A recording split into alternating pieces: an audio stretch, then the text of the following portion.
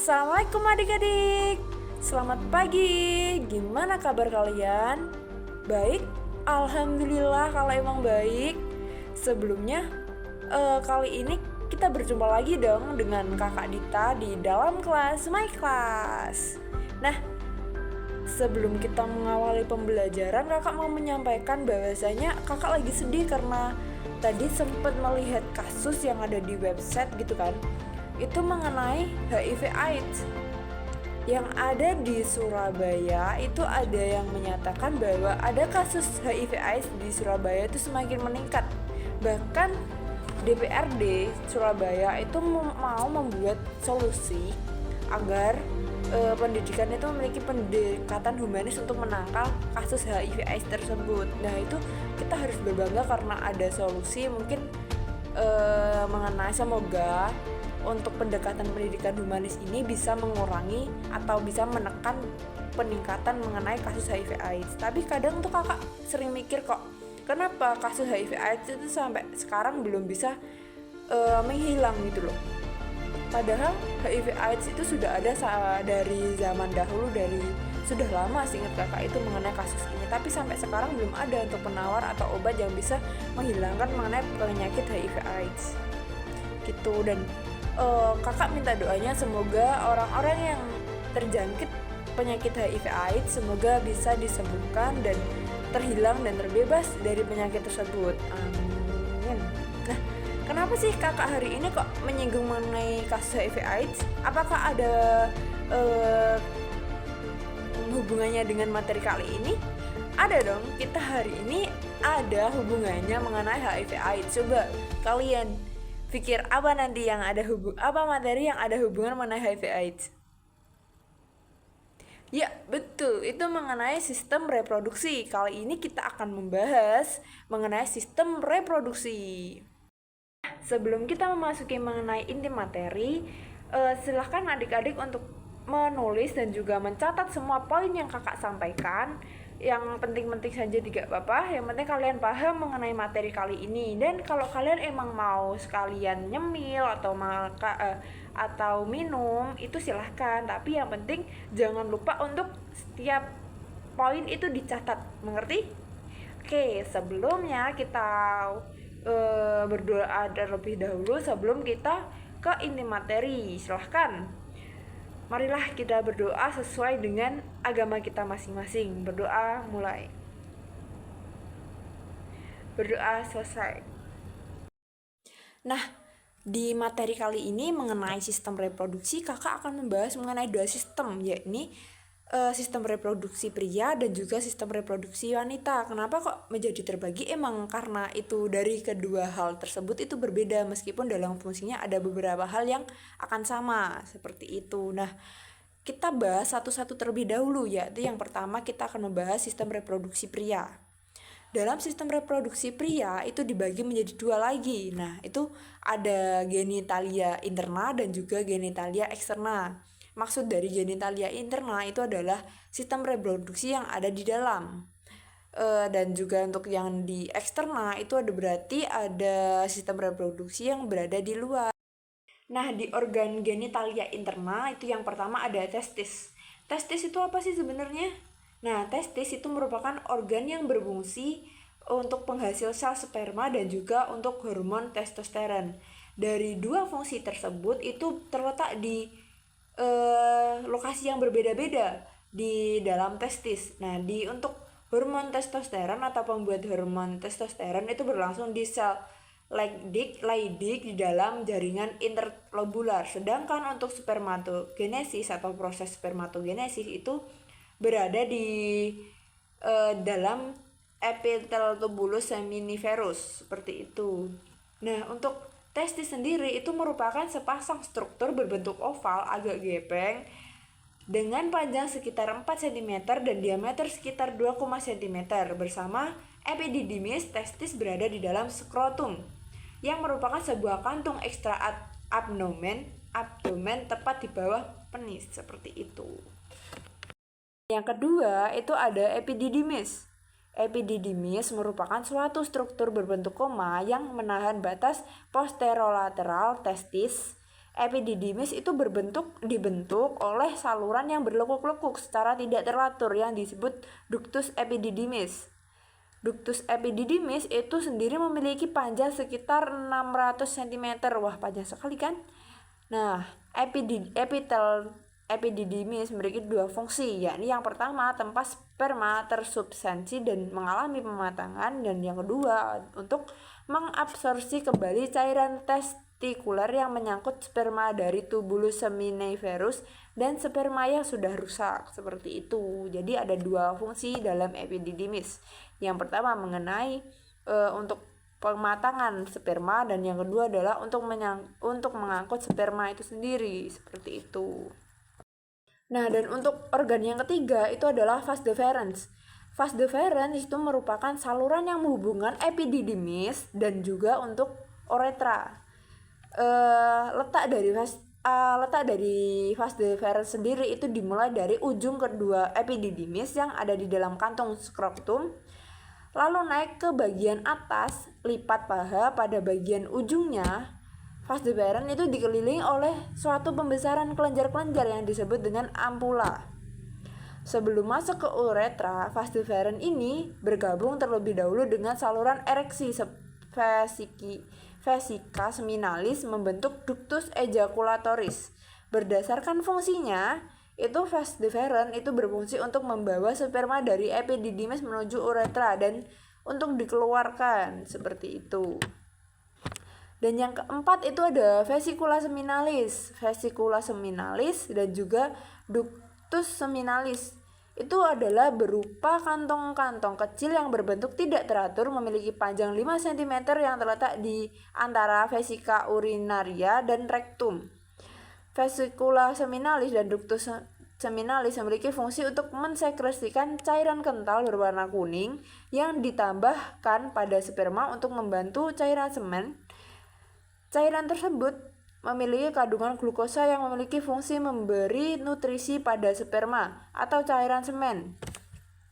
Setiap vesikula bermuara pada ductus seminalis yang bergabung dengan vas deferens pada sisi yang sesuai untuk membentuk ductus ejaculatoris. Nah, itu tadi kan untuk genitalia interna. Nah, kita lanjut ke genitalia eksterna. Di genitalia eksterna atau sistem reproduksi di luar itu ada penis. Yang pertama itu ada penis, oke. Nah, penis merupakan organ terluar dari sistem reproduksi pria dan sistem saluran kemih. Saat bayi hingga anak-anak, fungsi penis hanya untuk mengeluarkan urin dan menjaga kadar air dalam tubuh. Sedangkan di masa pubertas itu penis juga berperan sebagai alat reproduksi, sebagai alat reproduksi yang berfungsi ereksi dan juga ejakulasi. Nah, apa sih ereksi itu? Ereksi adalah peristiwa menegangnya penis yang disebabkan gairah seksual atau rangsangan fisik. Sementara untuk ejakulasi adalah keluarnya air mani dari penis yang biasanya terjadi bersamaan dengan orgasme. Seperti itu. Nah, itu untuk genitalia eksterna. Dan yang kedua itu ada skrotum. Tadi kan kita sudah sempat bahas skrotum itu ada hubungannya mengenai testis. Nah, benar. Skrotum merupakan kantong longgar yang terdiri atas kulit fasia dan juga otot polos yang membungkus dan menopang testis. Skrotum juga memiliki fungsi untuk melindungi testis dan mengatur suhu yang tepat untuk spermatozoa. Mekanisme kerja skrotum untuk mempertahankan suhu testis sendiri dengan berkontraksi dan juga berelaksi menggunakan otot yang dinamakan kremaster dan fascia dartos. Otot ini berperan untuk membantu pergerakan testis untuk mendekat dan menjauhkan tubuh agar suhu tubuh tetap ideal. Inilah alasannya mengapa kok skrotum tampak tergantung lebih rendah saat kondisi hangat dan lebih dekat dengan tubuh jika kondisi itu dingin.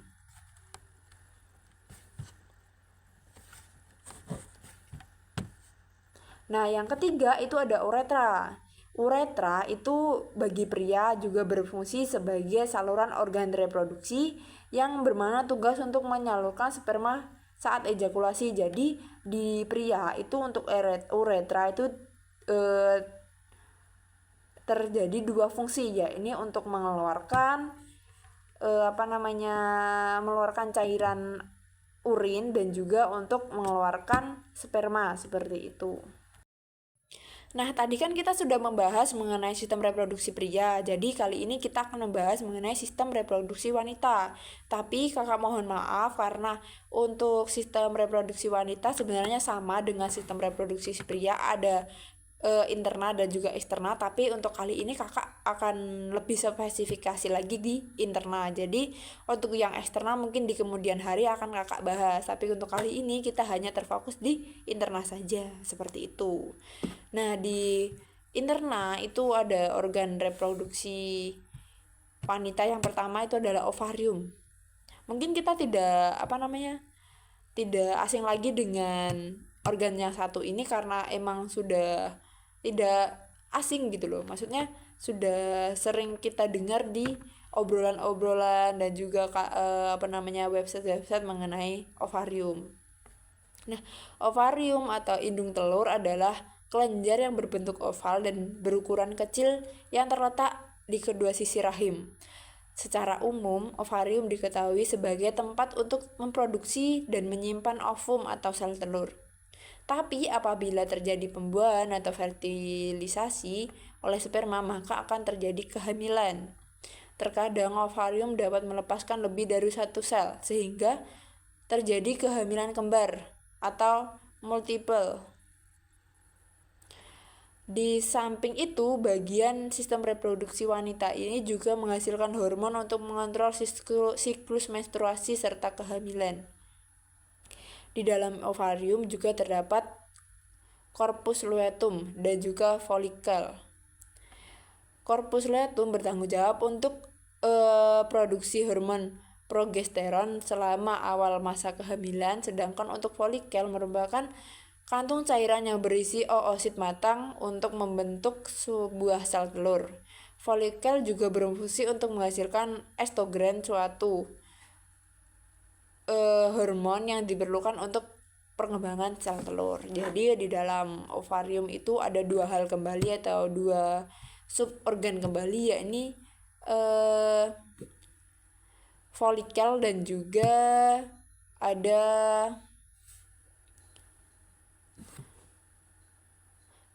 corpus luteum. Jadi ada dua seperti itu. Terus yang organ yang kedua itu ada tuba Fallopi atau biasa disebut dengan oviduk. Oviduk atau tuba Fallopi biasanya disebut juga dengan saluran telur. Adalah saluran yang membentang dari ujung kanan hingga ujung kiri. Fungsinya yaitu untuk tempat terjadinya pembuahan dan tempat persiapan hasil pembuahan menuju rahim. Jadi di tuba Fallopi itu terjadi sebuah pembuahan sel telur antara sperma. Terjadinya pembuahan tadi berarti ada di tuba Fallopi seperti itu. Dan yang ketiga ada uterus. Nah, tadi kan di pria kan fungsinya ada dua hal, yaitu untuk mengeluarkan urin dan juga mengeluarkan sperma. Tapi di dalam wanita itu untuk uterus hanya digunakan pada sistem reproduksi. Uterus adalah organ dalam sistem reproduksi wanita yang terletak di dalam pelvis. Fungsi dari uterus sendiri adalah sebagai tempat penampungan sel telur yang telah dibuahi sehingga membentuk janin dan siap untuk dilahirkan. Seperti itu untuk fungsi uterus di wanita. Sedangkan ada lagi, yakni adalah dinding rahim. Dinding rahim pada wanita tersendiri dibagi oleh 3 bagian, yakni perimetrium yang merupakan lapisan terluar dari dinding rahim. Yang kedua ada myometrium, merupakan lapisan tengah dinding rahim yang kaya akan sel otot. Yang ketiga itu ada endometrium yang merupakan lapisan terdalam dinding. Nah, dalam dinding rahim itu ada dua fungsi. Yang pertama itu pelindung seluruh bagian rahim. Fungsi pertama dinding rahim adalah melindungi seluruh bagian rahim dari berbagai pengaruh di sekitarnya. Fungsi ini diemban oleh bagian terluar rahim yang disebut dengan perimetrium sebagai pelindung. Tentu bagian perimetrium akan lebih tebal dari bagian dinding rahim yang lainnya. Jadi ada 3 bagian tadi. Yang paling tebal itu adalah bagian yang terluar ya, atau perimetrium. Dan fungsi yang kedua itu adalah pelekatnya sel telur. Sel telur yang berhasil dibuahi akan melakukan proses implantasi atau pelekatan pada dinding rahim. Dan ini berlokasi pada endometrium, jadi berlokasi pada lapisan yang paling dalam di rahim. Seperti itu. Nah, yang kelima itu ada cervix. Mungkin kita sudah nggak asing lagi kan dengan cervix maksudnya. Karena sering kita jumpai mengenai masalah kanker cervix. Nah, lokasi cervix sendiri itu berada di perbatasan antara vagina dan juga rahim. Nah, cervix merupakan jalan masuk antara uterus dan juga vagina. Salah satu fungsi serviks adalah memproduksi lendir atau mukus. Lendir tersebut membantu untuk menyalurkan sperma dari vagina ke rahim saat berhubungan seksual. Selain itu, serviks juga akan menutup saat kehamilan untuk menjaga janin agar tetap berada di dalam rahim. Dan akan melebar atau membuka saat proses persalinan berlangsung. Seperti itu. Nah, yang keenam itu ada vagina. Vagina adalah suatu tabung yang bentuknya memanjang dari bagian cervical uterus sampai ke bagian vestibulum, yakni celah antara labia minora ke arah terbukanya vagina dan uretra. Vagina itu berfungsi sebagai alat reproduksi wanita dan menjadi jalan masuk sperma menuju rahim, tempat keluarnya darah ketika sedang menstruasi, dan jalan lahirnya bayi ke dunia. Jadi vagina itu adalah bisa dikatakan jalan keluar dan juga jalan masuk bagi sperma yang akan membuahi sel telur di dalam rahim. Seperti itu. Oke adik-adik, tadi kan kita sudah membahas mengenai organ-organ sistem reproduksi pria dan juga sistem reproduksi wanita. Nah, sekarang kita akan membahas mengenai penyakit yang ada di sistem reproduksi. Tadi kan sudah kakak sepil mengenai HIV/AIDS yang ada di Surabaya mengalami peningkatan. Nah, sekarang akan kakak spesifikasikannya lagi mengenai penyakit yang ada di sistem reproduksi. Ada beberapa dan juga mungkin beberapa tersebut bisa merenggut nyawa. Jadi dimohon untuk bisa atau memahami mengenai materi kali ini. Nah, untuk di penyakit sistem reproduksi itu juga dibagi menjadi 2, yakni yang diakibatkan oleh bakteri dan juga diakibatkan oleh virus. Nah, untuk yang diakibatkan oleh bakteri, yang pertama itu ada sifilis. Sifilis itu disebabkan oleh bakteri Treponema pallidum. Penyakit ini juga dikenal dengan sebutan raja singa. Untuk penyakit sifilis itu menimbulkan luka di bagian alat kelamin atau mulut. Seseorang akan tertular sifilis jika kontak dengan luka tersebut. Jadi ketika adik-adik menemui pasien, usahakan jangan pernah berkontak dengan luka yang di pasien, jadi agar tidak tertular. Oke. Nah, yang kedua itu ada gonore. Gonore yang dikenal juga dengan kencing nanah disebabkan oleh bakteri Neisseria gonorrhoeae. Bakteri ini dapat menyebar ke bagian tubuh lain melalui aliran darah. Dan yang ketiga ada chlamydia. Penyakit infeksi menular seksual ini disebabkan oleh bakteri Chlamydia trachomatis. Penularan penyakit ini terjadi dari kontak dengan luka di area kelamin pada wanita. Chlamydia menyerang leher rahim, sedangkan pada pria infeksi ini menyerang saluran urin di penis. Nah, untuk chlamydia merupakan salah satu penyakit yang menular seksual dengan angka kejadian cukup banyak dan juga cukup besar pada tahun 2020. Bahkan WHO mencatat kurang lebih dari ada sekitar 129 juta kasus chlamydia di seluruh dunia.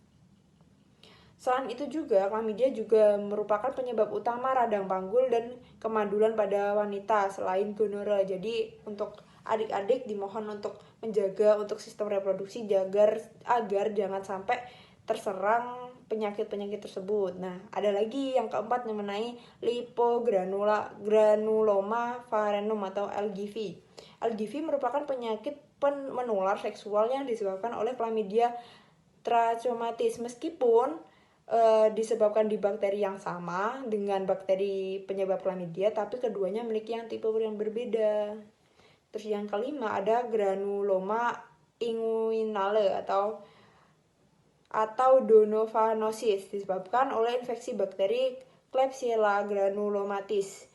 Donovanosis tergolong dalam jenis penyakit menular seksual yang jarang terjadi. Jadi di antara yang lain tadi ini untuk penyakit yang jarang banget kita ketemui. Nah, tadi untuk penyakit sistem reproduksi yang disebabkan oleh bakteri. Nah, sekarang ada yang virus. Jadi ada dua kan tadi, yang bakteri dan juga ada yang virus. Nah, untuk yang virus yang pertama itu ada Human Papilloma Virus atau HPV. Infeksi menular seksual ini disebabkan oleh virus dengan nama yang sama, yaitu HPV. Virus HPV dapat menular melalui kontak langsung atau hubungan seksual dengan penderita. Pada perempuan, virus HPV dapat menyebabkan kutil kelamin hingga kanker leher kelamin atau kanker serviks. Jadi tadi kan sudah membahas mengenai organ, yang ada juga organ serviks. Jadi untuk virus satu ini itu menyerang bagian serviks. Seperti itu. Nah, yang kedua itu yang sudah disebut sejak awal, yaitu HIV. Infeksi HIV disebabkan oleh human immunodeficiency virus yang menyerang sistem kekebalan tubuh. Virus ini bisa menyebar melalui hubungan seksual tanpa kondom. Berbagai penggunaan alat suntik, transfusi darah, atau persalinan jika dibiarkan tidak terobati, infeksi HIV dapat berkembang menjadi AIDS. Ya, seperti itu. Jadi penyakit ini emang penyakit yang paling sering kita jumpai karena emang penyebarannya cukup luas, yaitu yang HIV/AIDS. Nah, yang ketiga ada hepatitis B dan juga C. Penyakit yang disebabkan oleh virus hepatitis ini dapat mengakibatkan gangguan hati kronis hingga kanker hati.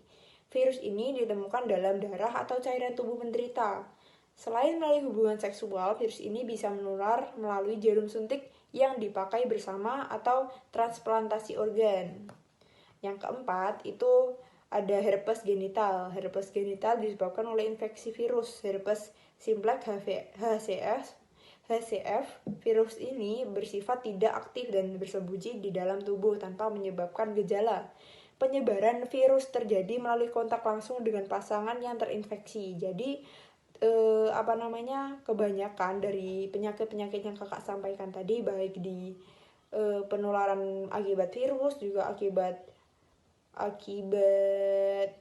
bakteri, itu penularannya paling cepat dengan melakukan hubungan seksual. Jadi adik-adik jangan sampai melakukan hubungan seksual di luar nikah, karena emang itu sangat berbahaya dan juga menimbulkan banyak hal-hal yang sangat merugikan, salah satunya jika kita terjangkit di salah satu penyakit tersebut. Kayaknya kita udah ada di penghujung materi deh, karena kakak sudah membahas mengenai organ reproduksi dan juga penyakit di sistem reproduksi. Jadi 2 target kita sudah terlaksana, betul kan? Betul. Terus karena ini tadi untuk materi sudah kakak sampaikan dan juga sudah kakak jelaskan, ada tugas bagi kalian. Jadi tugasnya nanti mungkin tidak perlu tidak berupa esai ataupun pilihan ganda, tapi untuk analisis. Nanti kakak akan share mengenai berita atau kasus mengenai penyakit di sistem reproduksi. Silahkan kalian analisis penyakit ini berada di organ yang mana, menyerang organ yang mana, terus bagaimana untuk solusi, seperti itu. Jadi nanti adik-adik silahkan untuk mengerjakan itu secara mandiri, oke? Nah, mungkin jika ada kurang lebihnya dari kakak yang kakak sampaikan, kakak mohon maaf, dan semoga ilmu yang kakak sampaikan itu bermanfaat. Wabillahi taufiq wal hidayah. Wassalamualaikum warahmatullahi wabarakatuh.